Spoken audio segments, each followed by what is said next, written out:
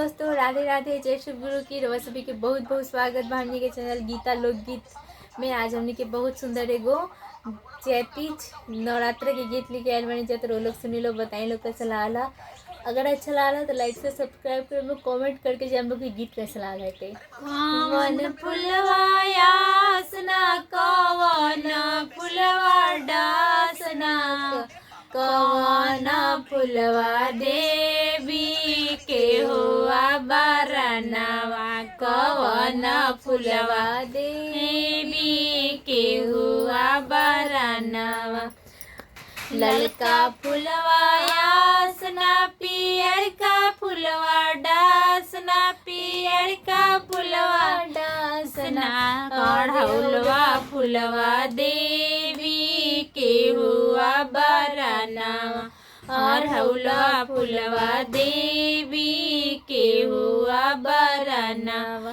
कौन चुनरिया यासना, कौन चुनरी डासना, कौन चुनरी डासना, कौन चुनरी देवी के हुआ बरनवा, कौन चुनरी देवी के हुआ बरनवा। ललका चुनरी आसना, पियर का चुनरी डासना, पियर का चुनरी डासना, चुनरिया सरिया देवी के हुआ बरनवा, चुनरिया सरिया देवी के हुआ बरनवा।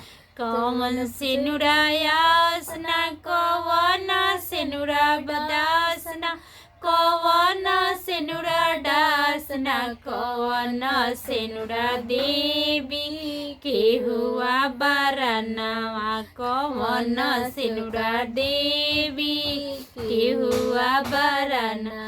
ललका सिनुरा यासना, पियर का सिनुरा डासना, पियर का सिनुरा डासना, भाखड़वा सिनुरा देवी के हुआ बरनवा, भाखड़वा सिनुरा देवी के हुआ बरनवा। कौन चूड़िया यासना, कौन चूड़िया डासना, कौन चूड़िया डासना, कौन चूड़िया देवी के हुआ बरनवा, कौन चूड़िया देवी के हुआ बरनवा।